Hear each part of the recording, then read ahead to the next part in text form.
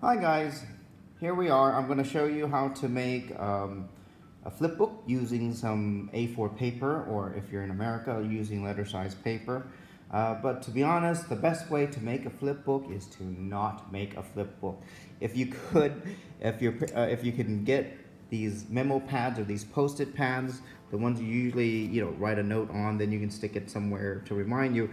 These are actually really good to use as for flipbook animation and stuff like that, because the edges are already machine cut, so, and they're quite thick, so it's easy to just kind of flip through them. And of course, you have two sides you can use. You can turn it the other way and also do something from the other side. They're just really easy, convenient if you don't want to make your own, flip books. But I am going to show you how to do it, so I'll put that aside. So these are the things that you're going to need.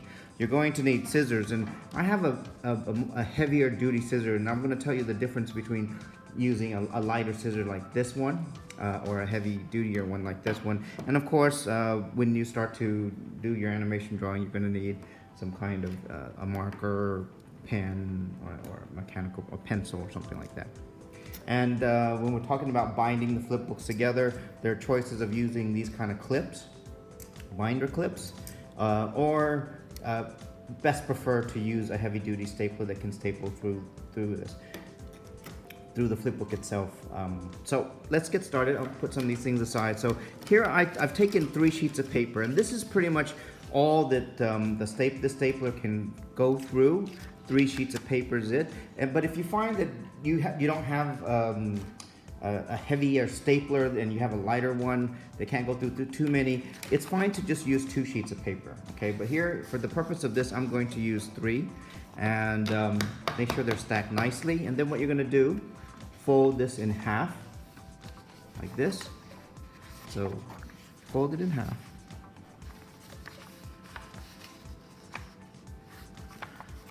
Make sure it's corner to corner. Now you can do it individual sheets if you're not comfortable folding 3 sheets together, or cutting it. So now that you have this crease section here, you're going to use that to cut. So I'm going to use, I can use these scissors, but yeah, I'll use these scissors for now. So I'm just going to cut along the line that I created. And remember, I'm cutting through 3 sheets of A4 size paper here.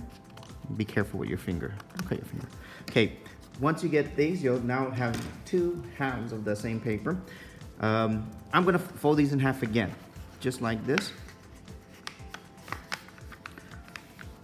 So we're folding it the long way, so you get a really long rectangle. And since I'm already doing it, I'll fold the other side as well.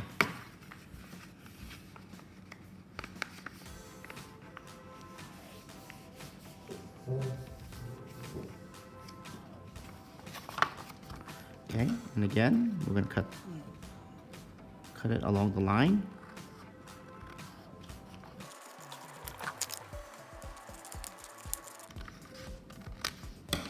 Okay, so now what you can do is you can take all this paper and you can stack them together.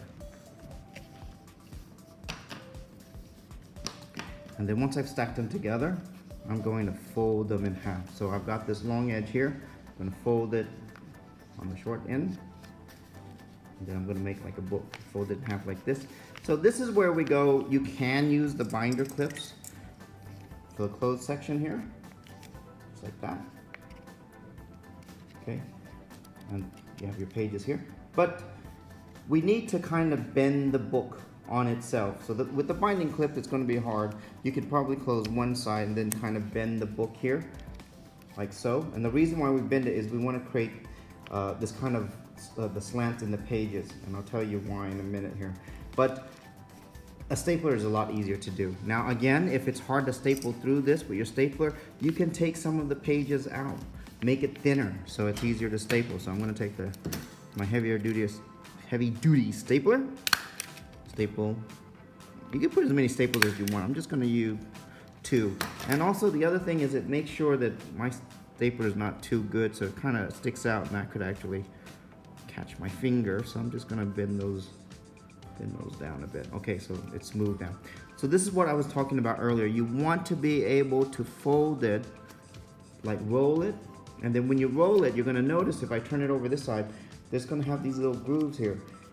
This is important because this is what actually makes it easier to flip. So what you wanna do is you wanna cut where the last line is. And this is a problem if you're using a not so heavy duty scissors like these, classroom scissors, then you're gonna cut through a lot of pages, and then what's gonna happen is it's gonna have a very rough edge like these. But that's okay too, because guess what? It works fine. Okay, so it works just fine. But I'm gonna use a heavier duty scissors like these black one here. And I'm gonna cut along that edge. Along the last page.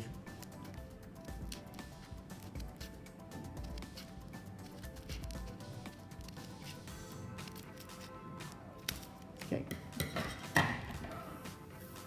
Now, after I cut it out, when I unroll this and I make it straight, you'll notice that on this side, oh, it's still kind of rough. Okay, so maybe I could have taken more pages out, or I need to find a heavier duty scissors. So if you want to clean this off, you can, but what you've done here is now you've made it quite easy to flip. Okay, so there you go. Let me see if I can clean that off. I'm going to try that again.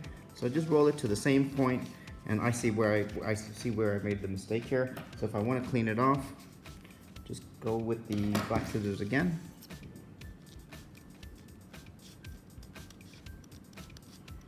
Kind of clean those edges. And there you go. So now that I've cleaned it, so it looks a lot better. It looks a lot better than before. But again, between these scissors and the other one, to be honest, it's probably not that gigantic of a difference. I think it is a little bit better with the stronger scissors. So here's your flip book. It's all done. Now, you can use the flip book two different directions, this direction, or you can flip it this way, and then you would have to use your other hand to flip it. Okay, and there's a reason why that I say that, but I'll cover that in the next video. All right, I hope that was easy for you to understand, and the next one we'll talk about how we put the drawings in there to make a flip book. Thank you. I'll catch up with you later. Bye.